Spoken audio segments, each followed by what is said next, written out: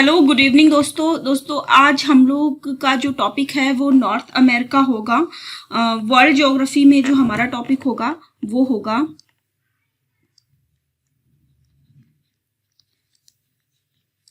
World geography में हमारा जो टॉपिक होगा वो होगा नॉर्थ अमेरिका। ठीक है, हम नॉर्थ अमेरिका को विस्तार में देखेंगे कि कौन कौन सी कंट्री इसके अंतर्गत आती है, इसके ईस्ट वेस्ट नॉर्थ साउथ में कौन कौन से जो है वो सागर महासागर है, कौन कौन से स्ट्रेट है, खाड़ियां हैं, पर्वत, नदी, पठार, झील। ठीक है, सबके बारे में बात करेंगे। बट फ्रेंड्स, सारी चीजों को स्टार्ट करने से पहले मैं आप लोगों को चूंकि ये बता देती हूँ कि हमारा जो एग्जाम है वो बहुत ही ज्यादा नजदीक है। अब हमारे पास जो है वो फरवरी से लेकर अप्रैल तक का केवल 3 महीने का टाइम है। ठीक है, ऑलमोस्ट 90 डेज हम कह सकते हैं, क्योंकि हम 90 डेज से थोड़ा सा अधिक है, बट हम सभी दिनों का उतना ही प्रयोग कर पाए ये हमारे लिए पॉसिबल नहीं है। कभी कुछ फंक्शन पड़ जाता है, कभी कुछ बातें हो जाती है, कभी आप जो है वो उतने वेल नहीं होते हो, तो जैसे कहते हैं कि तबीयत सही नहीं रही, कभी कुछ बातें हो गई तो हम 10-15 दिन भी मतलब उसको निकाल कर चलते हैं। होली आ गई, कुछ ऐसे फेस्टिवल्स के लिए भी रख देते हैं जिनमें हमें हमारे डिस्टर्बेंस होने के चांसेस बहुत ज्यादा रहते हैं। ठीक है, तो अब उनको निकाल के टोटल 90 डेज का एक प्रोग्राम है जिसके तहत आपको 90 डेज में जो है वो, और फैब में तो जो है वो आपके 28 डेज भी होते हैं, तो फैब में तो आपके 2 दिन आपको वैसे भी कम मिले, पर ये जो 2 दिन कम है वो आपके क्या कह सकते हैं कि मार्च में 1 दिन ऐड हो जाएगा और 1 दिन जो है कह सकते हैं कि आप मई में ले लोगे। ठीक है, तो इनको लेके टोटल जो है वो 1 मई तक का 90 दिन हमारा हो जाता है। ठीक है, मतलब फरवरी, मार्च, अप्रैल, तो फरवरी में 28 दिन हुए, मार्च में जो है 31 दिन हुए, तो 31 दिन तो मिला के इधर के जो है वो 1 दिन मतलब बढ़ गया आपका, तो वो उसमें एंड हो जाएगा, और अप्रैल में 30 दिन हुए, तो टोटल जो है वो यहाँ पे आपको क्या कहते हैं 89 डेज मिले। 1 दिन जो है वो मई का लेंगे तो टोटल 90 डेज होंगे। ठीक है, उसके बाद जो है वो क्या कहते हैं आपके पास उसके बाद जो है वो 12 दिन एक्स्ट्रा बचता है, और 12 दिन जो है वो रिवाइज के लिए है, तो वो चीज उसको हम रखेंगे। 12 दिन वैसे नहीं, हम तो पूरा अप्रैल ही, क्योंकि हमारा कोशिश ये हमारी रहेगी कि हम सिलेबस जो है वो 60 डेज में पूरा खत्म करवाएं और 30 से 35 डेज तक हम पूरा रिवीजन कराएं। ठीक है, पूरा रिवीजन कराएं। फर्स्ट रिवीजन देखिए 30 डेज तक या 25 से 30 डेज तक हमारा फर्स्ट रिवीजन, एंड ये जो है हमारा सेकेंड रिवीजन जो है वो हमारा 10 से 12 दिन के अंदर होगा। ठीक है, तो जब हम 3 बार रिवीजन जब 3 बार किसी चीज को हम नहीं पढ़ लेंगे तब तक हमारे लिए वो चीजें कंठस्थ नहीं होंगी, वो चीजें एकदम हमारे लिए जो है वो तैयार नहीं होती हैं, कुछ ना कुछ जो है वो गलतियां हो जाती हैं। ठीक है, अब इन 3 जो है वो 90 डेज के प्रोग्राम, ये सारी चीजों में अब हमें करना क्या है, सबसे पहला काम करना है हमें जो हमारा सिलेबस है, ठीक है, सिलेबस के अकॉर्डिंग हमें जो है वो जो भी ऑथेंटिक बुक्स हैं उनको लेकर हमें पढ़ाई करनी है सबसे पहले। हाँ, शॉर्ट नोट्स बना लेने हैं। ठीक है, शॉर्ट नोट्स अभी से बनाता शुरू कर दीजिए। ठीक है, और सेकंड हमें जो है वो प्रीवियस ईयर क्वेश्चंस को सॉल्व करना होगा, जिसकी मैं जो सीरीज है, हमारा हिस्ट्री हो गया था, अब ज्योग्राफी से मैं ये सीरीज फिर से लेके आ रही हूँ। बहुत अवेटेड सीरीज थी, तो अब इसको कंटिन्यू कर रहे हैं। सेकंड जो हमारा PYQ हो गया। अब फ्रेंड्स देखिए, ये जो तैयारी है ना, ये केवल PCS के लिए नहीं है, UP PCS के लिए नहीं है, इसी के साथ हमारा MP PCS, हाँ, और उसके साथ ही हमारा जो है वो RO ARO, इन सब की तैयारी इसी के साथ हमारी कवर अप होगी। ठीक है, एक साथ। अब इसमें एक्स्ट्रा RO ARO में हमें आपको एक्स्ट्रा हिंदी पढ़ाना है, और MP PCS में हमारा MP स्पेशल कराना है। ठीक है, बाकी सारे सिलेबस सेम है दोनों के, तो ये चीजें हमें ध्यान में देनी। PYQs करने हैं, देन प्रॉब्लम सॉल्विंग सेशन होगा। ठीक है, प्रॉब्लम सॉल्विंग सेशन।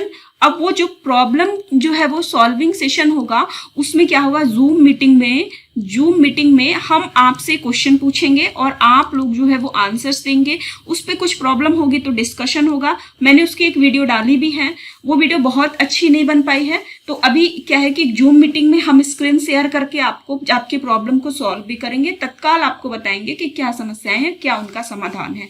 अब बात थोड़ी सी ये कर ली जाती है जाए फ्रेंड्स कि हमें ये जो 90 डेज है ना, इसका हम एक एक मिनट किस तरीके से पॉजिटिविटी के साथ, और पूरे कहते हैं ना कि जैसे 10 मिनट की पढ़ाई जो है ना वो 1 घंटे के बराबर हो, इस तरीके से पढ़ें।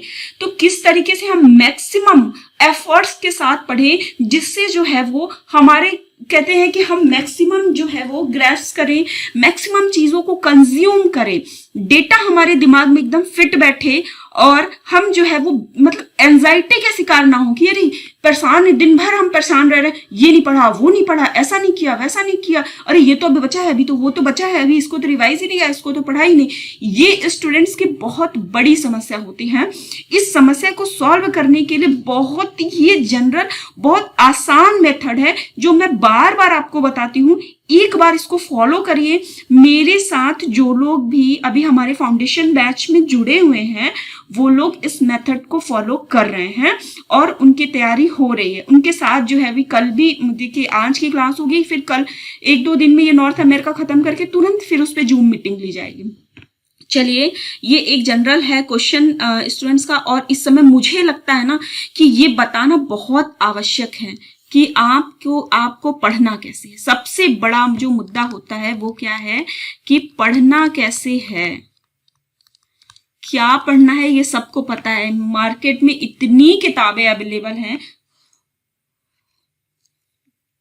इतने मैटर हैं, इतनी कोचिंग संस्थान हैं, इन सब चीजों की कमी नहीं है।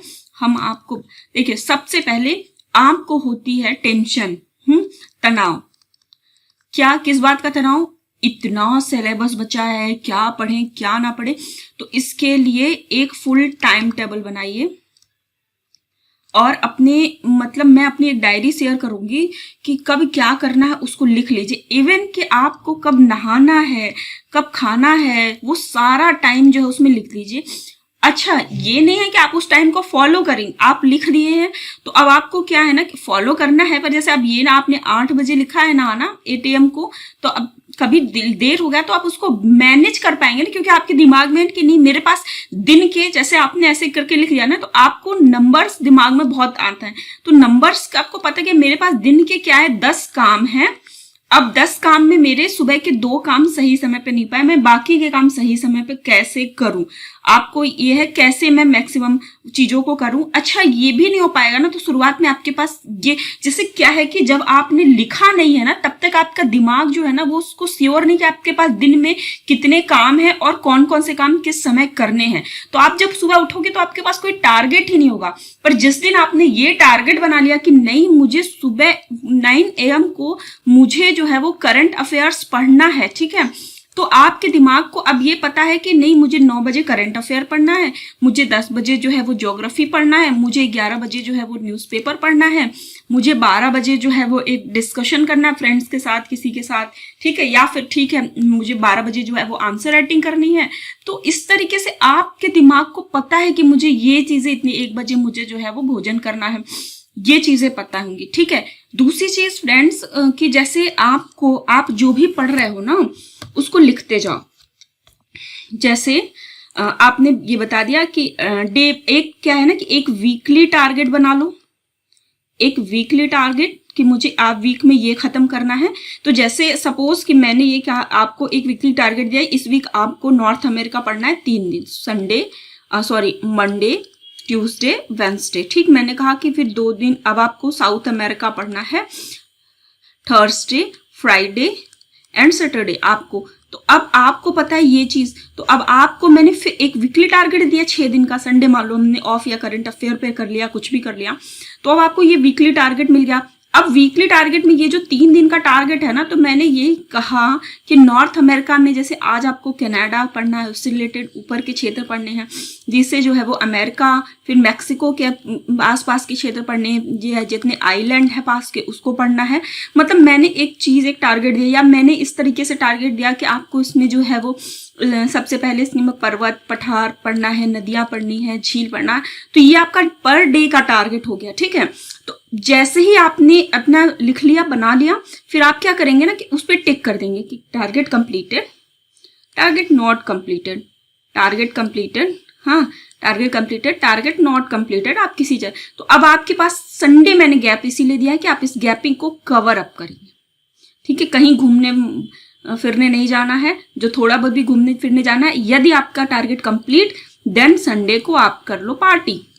पार्टी इन द सेंस कि ये नहीं भौकाली, मतलब हल्का सा जनरल, आप थोड़ा सा कूल हो जाओ, थोड़ा सा जो है वो एंजॉय कर लो।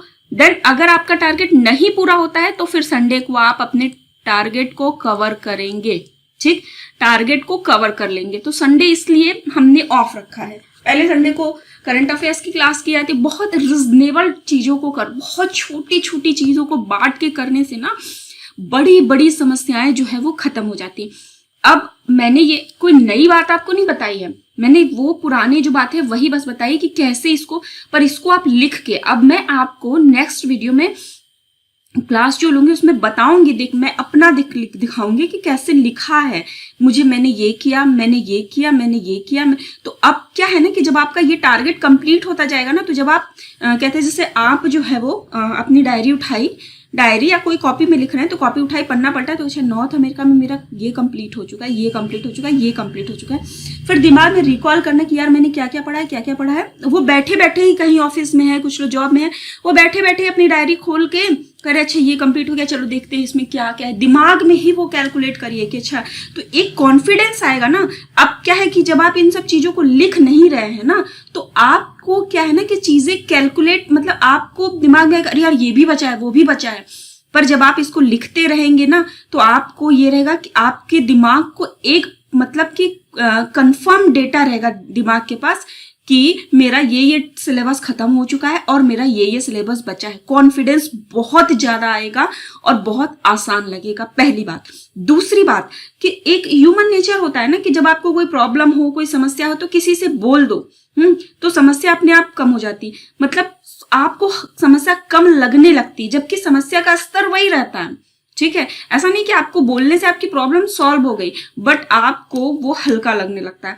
तो ऐसे ही जब आपको बहुत लग रहा है यार मेरा ये सिलेबस है, मेरा वो सिलेबस है, बट जब आपने उसमें डायरी में लिख दिया कि मेरा ये खत्म हो गया है, मेरा ये बचा है, अभी मुझे इतना कवर करना है, ये डेली टारगेट है, ये मंथली टारगेट है, ये वीकली टारगेट है, तो वो समस्या आपकी खत्म हो गई। अब वो जो आपकी प्रॉब्लम थी वो डायरी में बंद है, ठीक है। मन हल्का हो गया है, चीजें कवर हो रही हैं, आप टिक लगा रहे हो, लगातार क्रॉस करते जाओगे तो आपके दिमाग पे एक वो भी प्रेशर बनेगा, यार मैंने ये अभी नहीं कंप्लीट किया, मेरा इतना दे, तो आप क्या है ना कि अनायास कहीं घूमोगे फिरोगे नहीं। तो ये मुझे जो लगता है कि तैयारी करने का सबसे सटीक मेथड है, सबसे अच्छा तरीका है। तो फ्रेंड्स ये हमारे द्वारा इस तरीके से पढ़ाया जाएगा। तो फ्रेंड्स एक हमारा जो है वो फाउंडेशन बैच चल रहा है, ठीक है। जिस फाउंडेशन बैच में जो है वो आपको एडमिशन लेने के बाद जो है वो आप इस मतलब हमारे सभी कोर्स को एक्सेस कर सकते हो। हमारे द्वारा जो है वो क्लासेस, सारी चीजें, मेंटरशिप, गाइडेंस, सब कुछ आपको दिया जाएगा, नोट्स, वीडियो क्लासेस, सब कुछ आपको प्रोवाइड किया जाएगा। दूसरी चीज है कि फ्रेंड्स जो है वो अगर आपको क्या कहते हैं कि अगर आंसर राइटिंग प्रोग्राम में एडमिशन लेना है तो हमारा जो है वो डेली आंसर राइटिंग प्रोग्राम चल रहा है, ठीक है। डेली आंसर राइटिंग प्रोग्राम चल रहा है और एक जो है वो वीकली आंसर राइटिंग प्रोग्राम चल रहा है, ठीक है।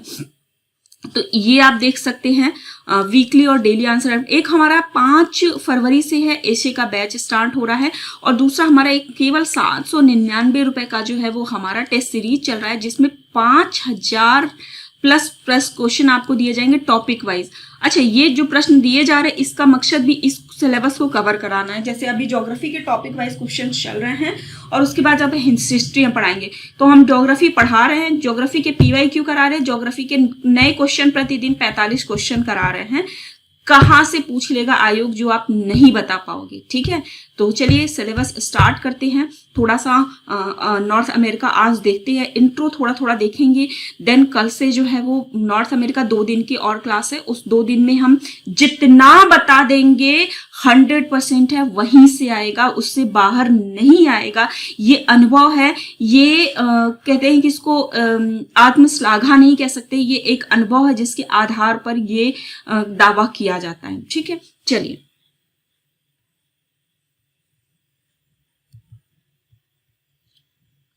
देखिए नॉर्थ अमेरिका, तो नॉर्थ अमेरिका के देखिए उत्तरी भाग में जो है आर्कटिक सागर है, महासागर। दक्षिण भाग में अंटार्कटिका महासागर है, ठीक है। और यहाँ पे प्रशांत महासागर है, मतलब इसके पश्चिमी भाग में जो है वो प्रशांत महासागर है, और इसके जो है वो पूर्वी भाग में जो है अटलांटिक महासागर है, ठीक है। इन चारों तरफ से ये जो है महासागर से घिरा हुआ है, ठीक है। सॉरी, एक गलती हो गई है, नॉर्थ, एक मिनट, मैं नॉर्थ और साउथ अमेरिका दोनों को लेकर बोल रही थी। साउथ अमेरिका के बाद जो है वो अंटार्कटिका सागर पड़ता है, तो अंटार्कटिका नहीं है। इसके साउथ में भी जो है वो क्या कहते हैं कि साउथ में यहाँ से जो है वो कैरेबियन सी है, ठीक है। इसके साउथ में जो है वो कैरेबियन सी है, कैरेबियन सागर है। और नॉर्थ में जो है वो आपके आर्कटिक सागर है, और वेस्ट में जो है वो इसके आपके पैसिफिक ओशियन है, प्रशांत महासागर है। और इसके जो ईस्ट में जो है वो नॉर्थ अटलांटिक महासागर, मतलब ये नॉर्थ पैसिफिक ओशियन इसके जो है वो मतलब उत्तरी प्रशांत महासागर जो है उत्तरी और दक्षिणी है, तो उत्तरी प्रशांत महासागर है इसके जो है पश्चिमी साइड में, और इसके पूर्वी साइड में जो उत्तरी अटलांटिक महासागर है, ठीक है। दक्षिणी भाग में कैरेबियन सी है, ठीक है। और इसके बाद कई चीजों से जो है वो घिरा हुआ है, तो इसको हम पहले इसके मुख्य जो है वो कंट्री देख लेते हैं, देन हम मैप को देखने के बाद हम ऊपर चलते हैं, ठीक है। तो देखिए ऊपर जो है वो यहाँ पे डेनमार्क है। डेनमार्क है तो इस हिस्से में, बट इस पे है जो है वो क्या कहते हैं अमेरिका का हिस्सा है, अरे सॉरी, इस पे जो है वो ब्रिटेन का हिस्सा है, ठीक है। ये माना जाता है इनके बीच में, मतलब कि क्या कहते हैं, इसको थोड़ा सा जूम करके दिखाते हैं कि ये जो ग्रीनलैंड है, ठीक है, ग्रीनलैंड और क्या कहते हैं जो कनाडा है, इसके बीच में जो है वो बफीन की खाड़ी है, बे ऑफ बफीन, ठीक है। और ये जो जल संधि है, इस जल संधि को कहते हैं डेविस जल संधि, डेविस स्ट्रेट, ठीक है। दोनों के बीच जो जल संधि है उसको डेविस स्ट्रेट कहते हैं, मतलब डेविड जल संधि, ठीक है। और ये जो है ये इसको कहते हैं क्वीन एलिजाबेथ, इसको देखिए एकदम अच्छे से देखिएगा, क्वीन एलिजाबेथ आइसलैंड कहते हैं, ठीक है। और ये जो है वो बोफोर्स सागर इसको है, ऊपर इसके नॉर्थ में जो है वो बोफोर्स सागर है, ठीक है। अगर इधर बात करते हैं,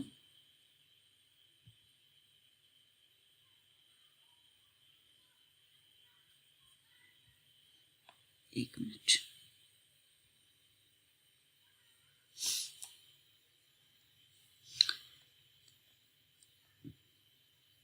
यहाँ बेरिंग सागर है, ठीक है, ठीक है। यह चुकची सागर है, ठीक है, चुकची सागर है, और ये बेरिंग सागर है, ठीक है। बेरिंग सागर है और ये चुकची सागर है, इस को ध्यान रखिएगा। और ये जो है ना, ये फ्रेंड्स अलास्का है, इसको जो है वो अलास्का कहते हैं, ठीक है। ये क्षेत्र जो है वो अलास्का का है, और ये जो अलास्का का क्षेत्र है, मतलब ये अमेरिका कनाडा के ऊपर ये जो अमेरिका का पे इसका अधिकार, अमेरिका का अधिकार है, ठीक है, इस पे। तो ये चीजें जो है वो आपको याद रखनी है कि अभी मैं बाकी सारी चीजें भी आपको बताऊंगी कि ये किस तरीके से जो है वो इम्पोर्टेंट है। तो ये देख लीजिए आप लोग, क्वीन एलिजाबेथ आइलैंड है, ठीक है। ये हमारा ग्रीनलैंड है, बफीन की खाड़ी है, डेविस सागर है, ठीक, डेविस स्ट्रेट है, मतलब डेविस जल संधि है, ठीक है, ठीक है। और ये इसको थोड़ा सा जूम करके दिखाएंगे, थोड़ा सा और जूम करते हैं, क्लियर नहीं है पर मैं आपको क्लियर थोड़ा सा लिख देती हूँ, एक मिनट। हाँ, ये जो है लाइन, ये बेरिंग स्ट्रेट है, बेरिंग जल संधि, ठीक है।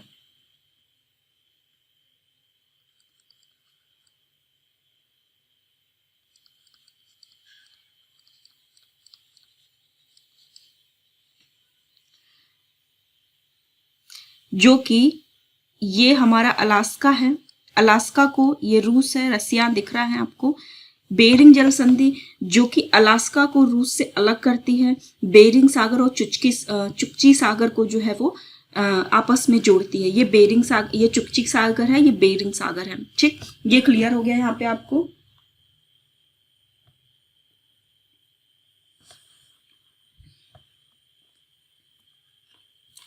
क्लियर हो गया कि यहाँ ये अलास्का है, ठीक है, इस पे क्या है, यूएस का अधिकार, यूनाइटेड स्टेट ऑफ अमेरिका का अधिकार है, ठीक है, जबकि कनाडा के ऊपर है।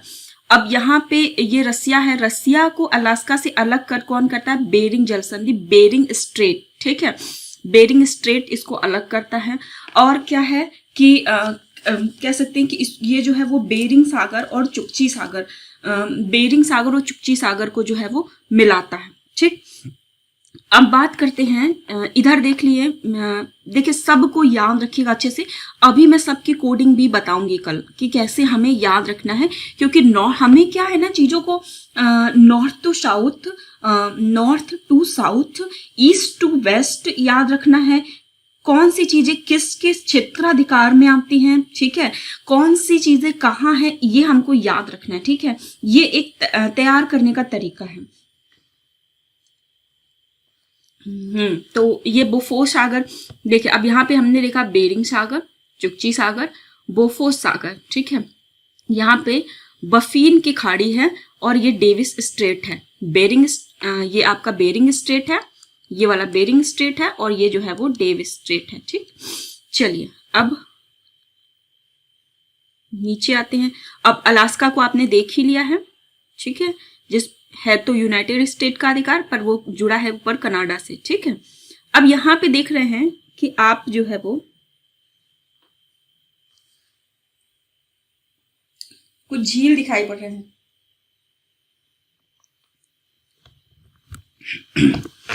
ये एक, ये है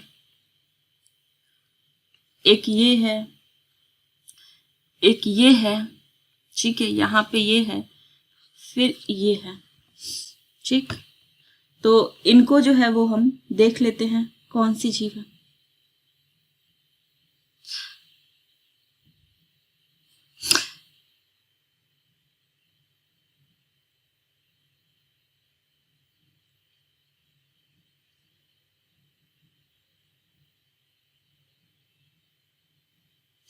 चलिए, तो ये है, इसका अगर हमको एक क्वेश्चन आ जाए कि इनको जो है वो north to south, north to south का जो है अगर हमको क्रम लगाना हो तो फिर हम कैसे लगाएंगे। ठीक है, तो इसको नॉर्थ टू साउथ, साउथ का क्रम जो है वो हमको लगाना है।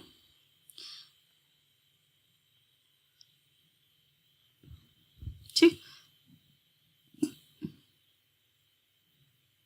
तो चलिए, ये है ग्रेट बियर, ठीक है, ग्रेट बियर झील। ठीक, ग्रेट बियर झील है। फिर दूसरी जो है वो, दूसरी जो है वो, ये यहाँ पे ना चूंकि ये इसका जो है थोड़ा सा ब्लर आ रहा है, तो इसलिए जो है वो मैं लिख दे रही हूँ। ठीक है, ग्रेट बियर है, ठीक है, ग्रेट स्लेव है, ठीक है, ग्रेट स्लेव, सबके आगे ग्रेट, चलिए लिख देती हूँ, ग्रेट स्लेव है। ठीक है, ये अथाबस्का है। आप लोग अपने मैप में देखते रहिएगा। ठीक है, ग्रेट बियर, ग्रेट स्लेव, ठीक है, अथाबस्का है, ठीक है, और फिर उसके बाद जो है वो रेंडियर है, हाँ, और विनिपेग है।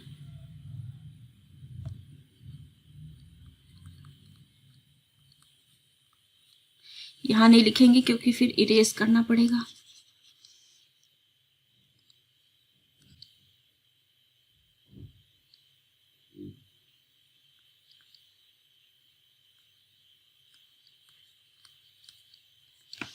और ये जो है वो विनिपेग है।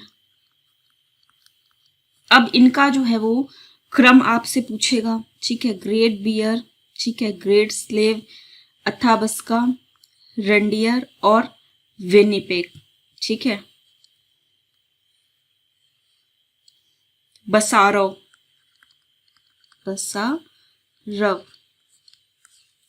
ठीक है, बसारव, ठीक है, बसारव कर दो। ठीक है, BSARV, बसारव। ठीक है, तो वेनिपेग, तो ग्रेट बियर, इनका नॉर्थ टू साउथ जो है वो इनका क्रम क्या होगा, Great Bear, Great Slave, Athabasca, Reindeer और वेनिपेग। ठीक है, वेनिपेग जो है वो बहुत इंपॉर्टेंट है, ये बेल्ट है। ठीक है, इसको आप लोग को याद रखना है। चलिए, अब यहाँ पे बे ऑफ हडसन, हडसन की खाड़ी देख रहे हैं। ठीक है, यहाँ बीच में जो है वो हडसन की खाड़ी है। ठीक, हम इसको देख लेते हैं। अभी बस मैं आपको थोड़ा सा इंट्रोडक्शन करा रही हूँ, अच्छे से अभी पढ़ाना मुझे बहुत अच्छे से है, बस केवल मैं मैप से इंट्रोड्यूस करा रही हूँ, क्योंकि मैप से इंट्रोड्यूस नहीं होंगे तो जब मैं आगे पढ़ाऊंगी तो वो आप लोग को चीज़ें याद नहीं रहेंगी।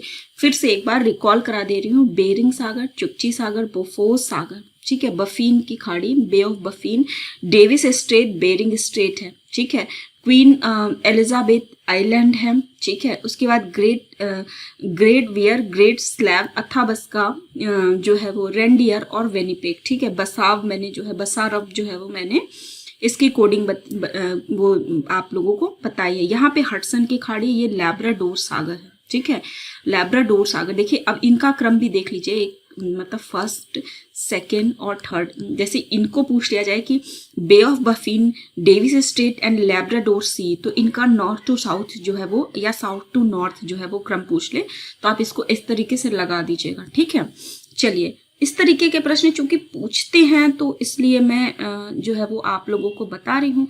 अब जो मोस्ट इम्पॉर्टेंट है जो झील है उसकी बात की जाए, north to sorry east to west to east की बात की जाए कि वेस्ट टू ईस्ट में जो है वो, इसमें जो है वो कौन कौन से सी हैं तो उनकी बात की जाए, बहुत इंपॉर्टेंट है, जो कि अमेरिका और कनाडा की सीमा पर हैं और हमारे लिए बहुत इंपॉर्टेंट है याद करना। तो उसकी बात की जाए कि यहाँ पे जो है वो बीच में जो ये देख रहे हैं ना, अमेरिका और कनाडा की सीमा पर ये जो 5 झीलें हैं, सुपेरियन, ह्यूरॉन, सुपेरियर, मिशिगन, ओंटारियो, क्या कहते हैं कि ये सारी झीलें जो हैं वो हैं, तो उनको हम थोड़ा सा देख लेते हैं। ठीक है, नॉर्थ टू साउथ का जो है, सॉरी पश्चिम से पूरब का इनका क्रम। ठीक है, वेस्ट टू ईस्ट इनका जो क्रम है। ठीक है, तो वेस्ट टू ईस्ट इनका क्रम क्या है, सबसे पहले जो है वो आपको क्या दिख रहा है, यहाँ पे सुपेरियर झील। ठीक, सुपेरियर झील दिख रहा है हमको। दूसरा हमारा कौन सा जो है वो है, मिशिगन। ठीक, सुपेरियर मिशिगन है। ठीक है, तीसरा है,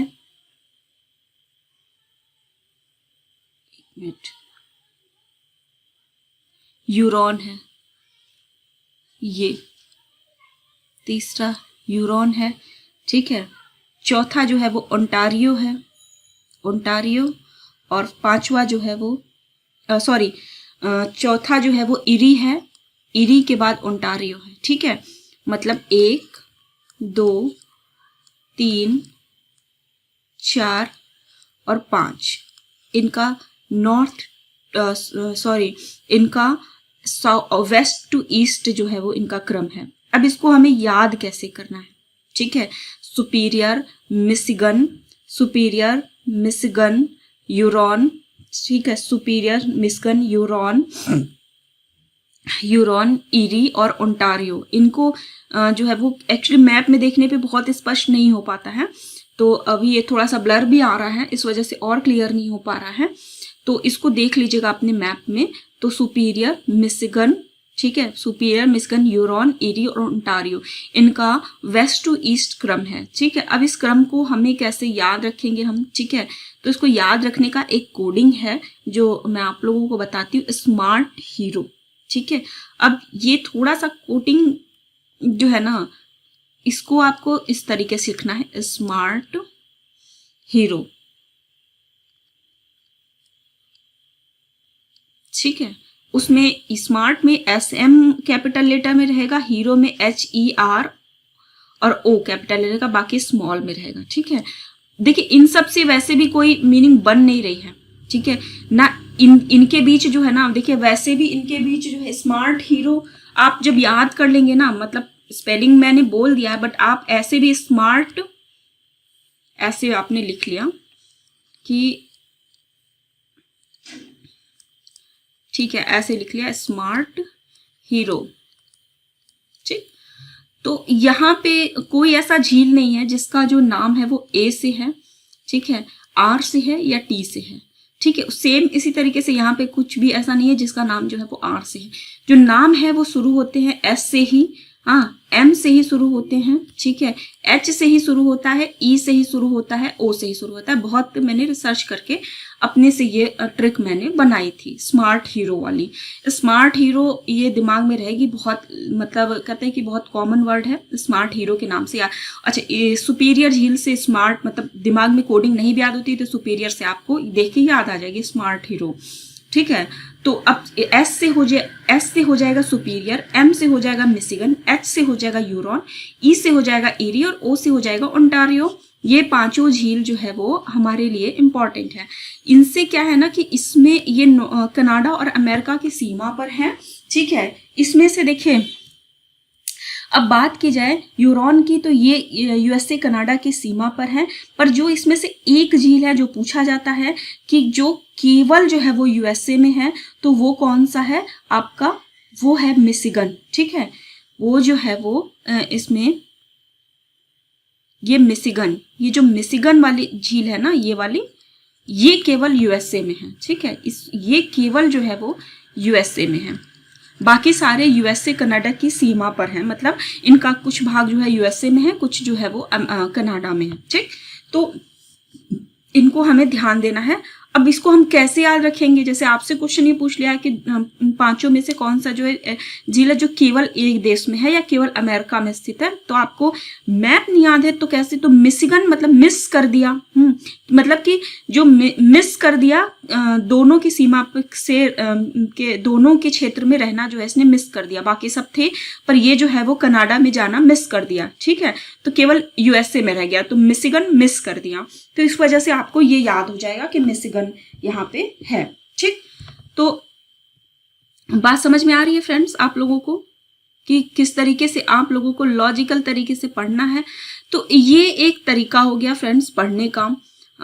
चीजें अभी और भी बतानी है। नीचे जो है वो आपके क्या कहते हैं, गल्फ ऑफ मैक्सिको है, मैक्सिको की खाड़ी है। ठीक है, गल्फ ऑफ मैक्सिको है,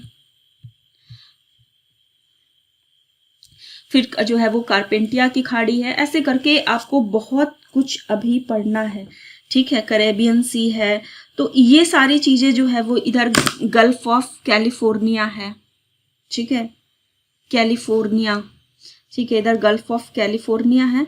तो ये इस तरीके से आप लोगों को,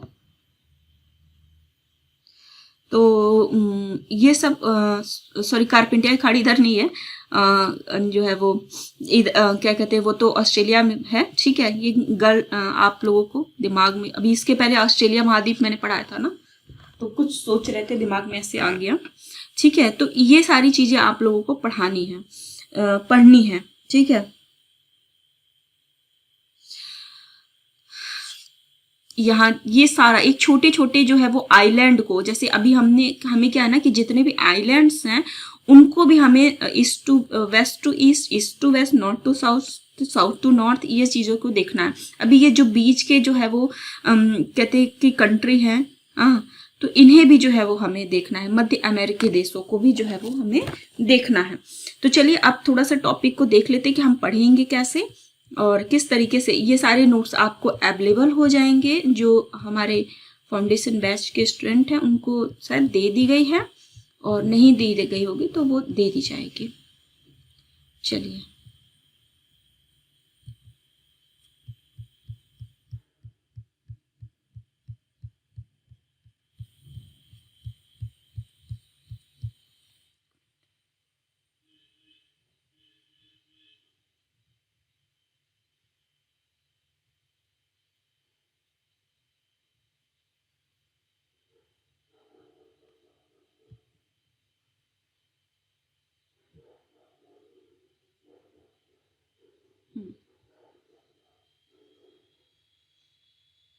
एक मिनट।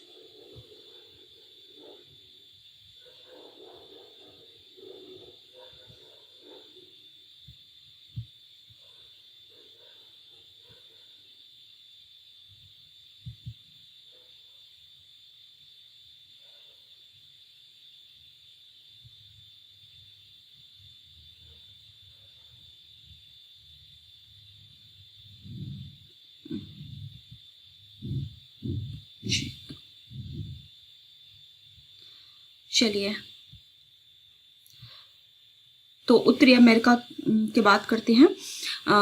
खोज किसने की थी? कोलंबस ने की थी, ठीक है। इसे नई दुनिया की संज्ञा भी दी गई है। सर्वप्रथम पुर्तगाली नाविक अमेरिगो वेस्पुची यहाँ पर पहुंचा था, ठीक है। इसकी खोज तो क्या है, किसने की थी? अमेरिका की खोज किसने की थी? कोलंबस ने की थी। पर सर्वप्रथम जो एक पुर्तगाली यात्री अमेरिगो वेस्पुची यहाँ पहुंचा था, जिसके कारण इसका नाम अमेरिका पड़ गया उसके नाम पर। इसके उत्तर में आर्कटिक सागर है, पूर्व में अटलांटिक सागर है, दक्षिण में प्रशांत महासागर है, और दक्षिण में प्रशांत महासागर तथा दक्षिण प्रशांत महासागर पर दक्षिण में प्रशांत महासागर तथा दक्षिणी अमेरिका है, ठीक है। एक थोड़ा सा गलत टाइपिंग हो गया है।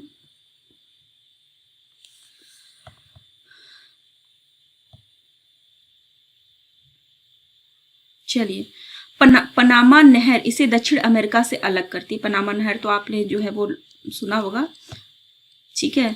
लॉक जो है वो नहर है, जिसको जो है वो कहते हैं कि नॉर्थ अमेरिका और साउथ अमेरिका को जो है वो जोड़ती है, ठीक है। इस महाद्वीप का सबसे बड़ा द्वीप जो है वो ग्रीनलैंड है। इस महाद्वीप का जो सबसे बड़ा द्वीप है जो ग्रीनलैंड है, जो राजनीतिक दृष्टि से यूरोप का भाग है। मैंने ये आप लोगों को पहले ही बता दिया था कि ये वैसे राजनीतिक दृष्टि से इस पर यूरोप का अधिकार है, बट अभी मतलब कि अगर भौगोलिक दृष्टि से देखा जाए तो इसमें जो ये कहाँ आता है, उत्तरी अमेरिका के अंतर्गत आता है। इस महाद्वीप में कुल 29 देश हैं और इसका स्थल क्षेत्र जो है वो 16.4% है, जो तीसरा सबसे बड़ा महाद्वीप है, ठीक है। उत्तरी अमेरिका का सबसे बड़ा देश जो है वो कनाडा है, फिर यूएसए है, फिर मैक्सिको है, फिर निकारागुआ है और फिर क्यूबा है। टॉप 5 जो है वो कंट्रीज की बात करें तो सबसे पहले कनाडा है, फिर यूएसए है, मैक्सिको, निकारागुआ और क्यूबा, ठीक है। इसको याद रखिएगा, कनाडा, यूएसए आपको याद रहेगा। देन उसके बाद जो है वो मैक्सिको, नीचे मैंने दिखाया था मैक्सिको है, फिर निकारागुआ है और क्यूबा। क्यूबा भी बहुत बड़ा जो है इसका क्षेत्र है, ठीक है। क्यूबा भी इसका मतलब कि जो है वो बहुत बड़ा क्षेत्र है। साउथ मतलब अमेरिका के जो है वो दक्षिणी भाग में एक जो है वो आइलैंड है, तो वह इसका जो है सबसे बड़ा जो है वो देश है। अब बात करते हैं मध्य अमेरिका में। मैंने कहा कि मैंने इसको मध्य अमेरिका के देश, ये हमें याद करना बहुत इंपॉर्टेंट है, ठीक है। मध्य अमेरिकी देश कौन कौन से हैं? ग्वाटेमाला। अब इसकी भी मैं आप लोगों को ट्रिक दूंगी, बहुत अच्छी ट्रिक दूंगी। Guatemala, Belize, El Salvador, Honduras, Nicaragua, Costa Rica और Panama. Guatemala, Belize, El Salvador, Honduras, Nicaragua, Costa Rica और पनामा। चलो, अब इसकी ट्रिक क्या है? इसकी ट्रिक क्या हो सकती है बताइए? इसकी ट्रिक है जो है वो बिग गोरिल्ला, बिग गोरिल्लास, ठीक है, eat hot dog not cold pizza. बिल्कुल आजकल के जमाने वाली ट्रिक है। Big gorilla eat hot dog not cold pizza, ठीक है। चलिए, इसमें एक मिनट, ये क्रम थोड़ा सा जो है वो बदल गया है, ठीक है। एक मिनट, ये बेलीज नंबर 1 पे होगा, ग्वाटेमाला नंबर 2 पे होगा, ठीक है। बेलीज फिर ग्वाटेमाला होगा, ठीक। तो बेस बिग से क्या होगा हमारा? बेलीज, ठीक है। और गोरिल्ला तो जी से हमारा क्या होगा? ग्वाटेमाला। ईट से अल सल्वाडोर, ई से अल सल्वाडोर हो गया, ठीक है। हॉट से एच से होंडुरास हो गया, ठीक। हॉट डॉग, नॉट, डॉग को मैं छोटा लिया, नॉट मतलब एन से निकारागुआ हो। कोल्ड पिज्जा, को से जो है वो हमारा कोस्टारिका हो गया, ठीक है। पिज्जा, पी से हमारा जो है वो पनामा हो गया। तो बहुत अच्छा जो है वो एक ट्रिक हो गया है। इसको थोड़ा सा आप जो है वो सही कर लीजिएगा, मुझे भी इसमें पहले भी गड़बड़ लग रही थी। ये नंबर 1 पे बेलीज होगा और नंबर 2 पे जो है वो क्या कहते हैं, ये ग्वाटेमाला होगा। चलिए नीचे थोड़ा सा हम लोग देख लेते हैं इसको जो ट्रिक है हमारी, big gorilla eat hot dog not cold pizza, ठीक। अब मैप में हम लोग इसको देख लेते हैं।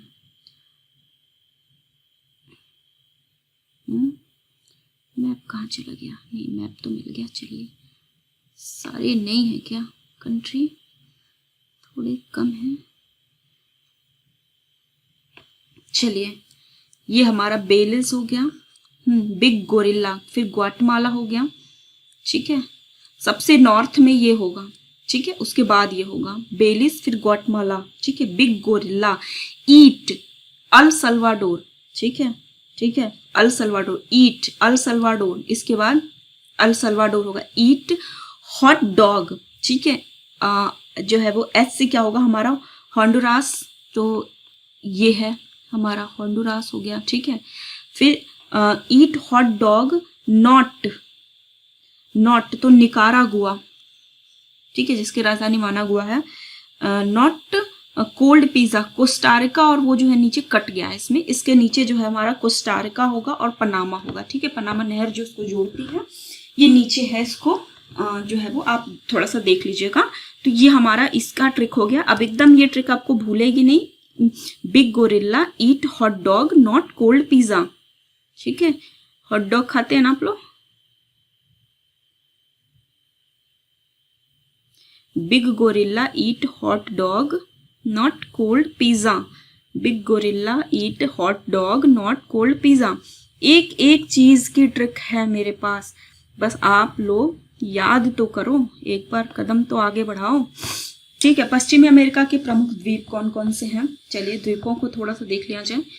क्यूबा जिसकी राजधानी हवाना है, हैती, पोर्ट ऑफ प्रिंस है, डोमिनिका, सेंट डियागो है, डेमिगो लिखा है, डियागो होगा, जमैका, किंगस्टन है, Trinidad and Tobago, Port of Spain है, बरमुडा जिसकी राजधानी हैमिल्टन है। उत्तरी अमेरिका के 5 सबसे बड़े नगर कौन से हैं, उस समय हमने जो है वो क्या देखा था कि जो है वो अमेरिका के जो उत्तरी अमेरिका के सबसे बड़े जो है वो एक मिनट, ये उत्तरी अमेरिका नहीं, अमेरिका के, ठीक है, उत्तरी अमेरिका के सबसे बड़े मतलब देश कौन कौन से थे, नहीं सॉरी उत्तरी अमेरिका ही होगा,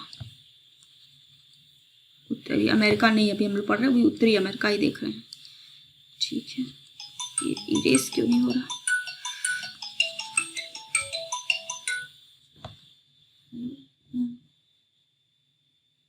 बोलो, हाँ बोलो,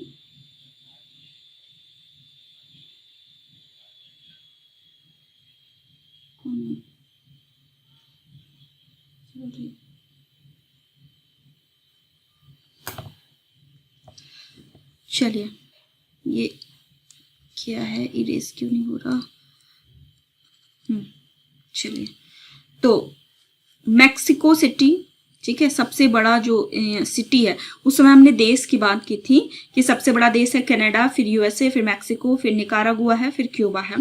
देन अब हम सिटीज की बात करते हैं, उत्तर अमेरिका के 5 सबसे बड़े नगर, तो मैक्सिको सिटी है, फिर न्यूयॉर्क है, फिर लॉस एंजल्स है, ठीक है, ये मैक्सिको सिटी मैक्सिको में हो गया, न्यूयॉर्क यूएसए में हो गया, लॉस एंजल्स जो है यूएसए में हो गया, शिकागो यूएसए में है, टोरंटो जो है वो कनाडा, ठीक है, टोरंटो जो है वो कनाडा में है, ठीक। तो एक सिटी जो है वो टॉप 5 में, एक कनाडा की सिटी है, एक मैक्सिको की, 3 अमेरिका की सिटी है, ठीक। अब हम बात करते हैं कि कुछ जल संधियों को, फिर उसके बाद जो है वो जल संधियों की बात करने के बाद जो है वो इस क्लास को बंद करेंगे और फिर जो है वो हम लोग कल इसके बाद कंटिन्यू करेंगे, कल या परसों 2 दिन में ये खत्म हो जाएगा, ठीक है। कोशिश करेंगे कि कल ही इस टॉपिक को ख़त्म कर दिया जाए, पर यदि मिनरल्स पे अगर अच्छी मतलब क्लास में भले 1 या 2 दिन लग जाए, बट क्लास जो है वो पूरी कवर होनी चाहिए हमारी। तो चलिए डेविस स्ट्रेट, डेविस जल संधि की बात की जाए, ठीक है। तो ये ग्रीनलैंड और एलेमनी द्वीप को अलग करती है, जबकि जो है वो आर्कटिक महासागर और बफीन की खाड़ी को जोड़ती है, ठीक, आर्कटिक महासागर और बफीन की खाड़ी को जो है वो जोड़ती है, ठीक है। उसके बाद बफीन द्वीप जो है वो क्यूबेक, ये जो है वो क्यूबेक में है, अलग नहीं करती किसी को, जो है वो हडसन की खाड़ी और लैब्राडोर सागर, आपने नीचे देखा था ना कि लैब्राडोर सागर कहाँ है, हडसन की खाड़ी और लैब्राडोर सागर दोनों को जो है वो जोड़ती है। फिर फ्लोरिडा, तो फ्लोरिडा और क्यूबा को अलग करती हैं, और जबकि मैक्सिको की खाड़ी और अटलांटिक महासागर को जो है वो जोड़ती है। अभी नीचे हम सारा दिखाएंगे।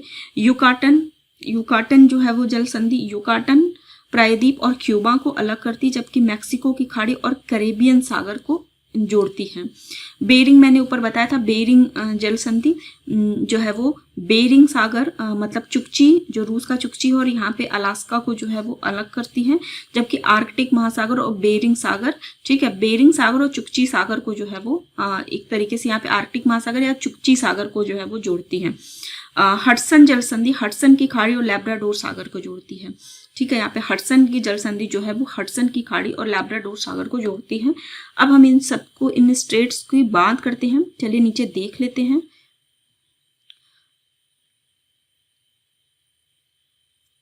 कहाँ कहाँ है सब। डेविस, ठीक है, ये डेविस स्टेट है, डेविस जल संधि, ठीक है। ये डेविस जल संधि है, ठीक है, ये डेविस जल संधि है। ग्रीनलैंड और एलेमरे द्वीप है यहाँ पे, इसको जो है वो अलग करती है, जबकि ये आर्कटिक महासागर, यहाँ आर्कटिक महासागर है और ये लैब्राडोर सागर, देख रहे हैं ना, ये लैब्राडोर सागर को, दोनों को जो है वो आर्कटिक महासागर, एक मिनट,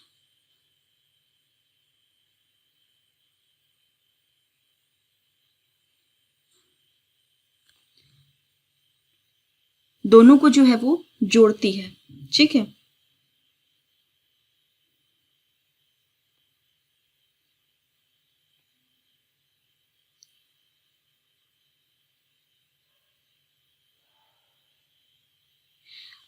अब बफिन द्वीप जो है वो, ये देखिए बफिन आइलैंड, ठीक है, ये यहाँ पे बफिन आइलैंड है, ठीक है। ये बफिन स्टेट नहीं है एक्चुअली, बफिन द्वीप है, ठीक है, जो क्यूबेक के पास है, और ये हडसन की खाड़ी और लैब्राडोर सागर, ये यहाँ से, ये यहाँ पे जो है वो, एक मिनट, बफिन आइलैंड के बारे में नहीं बात, हम स्ट्रेट की बात कर रहे हैं, तो इसको यहाँ पे अभी हटा देते हैं।